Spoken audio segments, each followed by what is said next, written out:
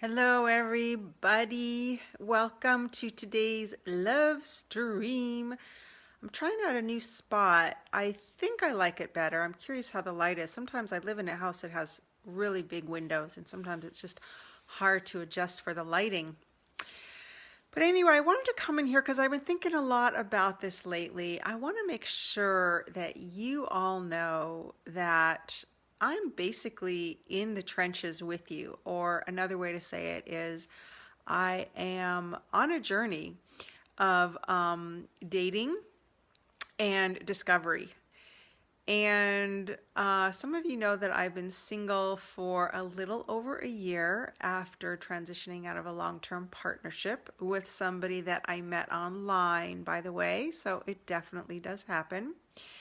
And one of the reasons that I have chosen to talk so much about the dating process is because it's the process that I'm in right now. And so I'm finding it just a very rich and juicy terrain to support other women who are also in that stage of dating. And I know I talk a lot about how to make the dating process successful, and part of success is measured by it's enjoyable along the way. So it's not just successful as the marker of where we eventually arrive, but it's also successful because we enjoy ourselves along the way. So that's my commitment, and that's what I support my clients to experience. But I also want to be really honest and just let you know that it certainly doesn't mean that I love every moment of every date or every moment of the process, because that is definitely not the case. Um, Part of what I keep coming back to is that my commitment is to feeling good. But sometimes I got to really work at that. And there's a couple of instances in particular where I have to really remember that commitment and really come back to that intention. And sometimes that includes or involves reaching out for support, somebody who can help me kind of rearrange my mindset or where my attention's going, or a story that I'm making up. I definitely enlist support along the way if I am not liking the way I'm feeling and bumping up against a bump or a hurdle. So, some of the biggest places that it's just really easy to fall into is a sense of discouragement and disappointment. And I have found this is the first time that I've done online dating to this extent, because the last time that I was single, there certainly was online dating, but it wasn't really, I don't even think Bumble and Tinder were around then. And it certainly wasn't as popular. And so it's really become like one of the main ways that people meet each other. Singles do anyway. Well, I guess not everybody's single.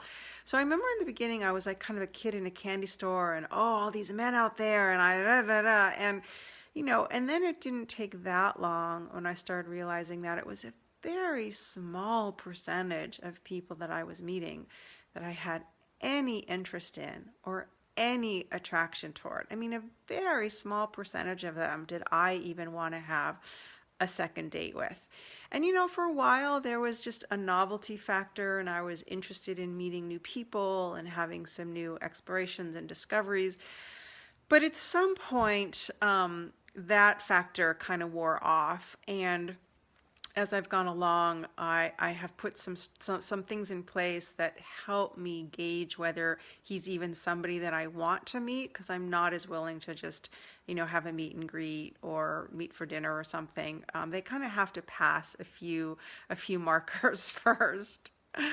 Um, and the other day, I was at an event. I've always found that when I'm in a room with somebody, I can sense attraction because I can feel energy, and I can get a feel for how he lives in his body and what his energy's like and how connected he feels, and whether there's just resonance and interest.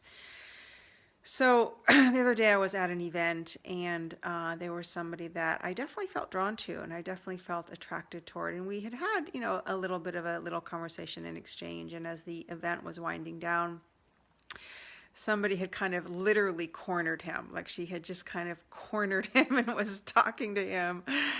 And I think he was just too polite to say, you know, I want to kind of move around the room a little bit. I was sort of watching his body language and I could feel that he was maybe ready to do that, but he didn't. And so I felt like I kind of wanted to engage with him more and just have more conversation with him. And I noticed myself feeling really frustrated and kind of triggered. And, you know, that was a little bit of a slippery slope to going into some stories that I started making up. And I didn't like the way that felt. And I noticed how it's like it kind of took me down this road. I was also very tired. And I will say that one of the times I have the least success working with my mind and helping it redirect is when I'm just really tired, and that's the time to take a nap. But it kind of like sent me down this little spiral, and what was interesting about it is I remember that that's how I used to feel a lot of the time years ago when I was dating.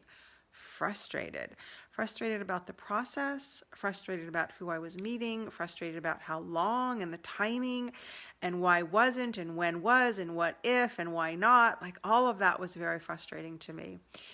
And kind of in contrast, I can notice that that frustration will come up, but it comes up in small little doses, which are much more manageable and much easier for me now to either digest or let go of or get some support, so then it shifts. And it was kind of a recognition of, it's not always smooth sailing. I mean, it's definitely not. I want to be really honest with you about that. But what has changed is that I have a really big repertoire of ways to support myself out of the feelings and the states of mind that aren't comfortable and don't ultimately support my bigger vision and my bigger intention. And more than anything, that's what I want for all of you, because that's, to me, the marker of success is, how do I feel?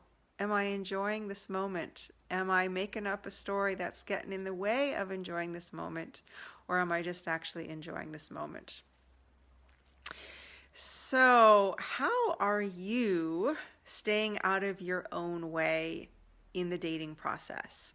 What kinds of things are you telling yourself that actually support you having a good time? And how are you cheerleading and holding your hand and kind of picking yourself back up when you hit a bump or a hurdle or a hiccup? Something else I want to say. Oh, I would say that that's probably a lot of what I also do with my clients is I kind of cheerlead them, because I feel like I do a lot of cheerleading toward myself. You know, cheerleading is like when you fall and you need to get back up again. It's like, yeah, go team, you can do it. So I think that's really all I wanted to say and share here today, but I look forward to hearing from you. Please leave a comment or a question or a discovery in the comments, and I'll talk with you soon. Bye.